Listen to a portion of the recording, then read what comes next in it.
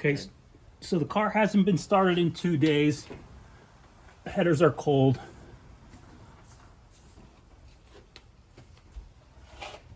And I'll just show you my cold start method.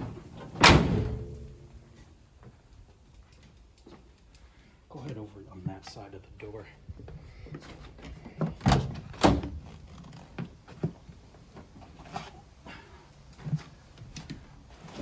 So when it's cold, I give it full hand choke, and then once it barks, I keep my hand right on it, and I go right to half choke right away, and that way it doesn't flood out. But when it's cold, it likes a good choke when it first starts out. So we're ready.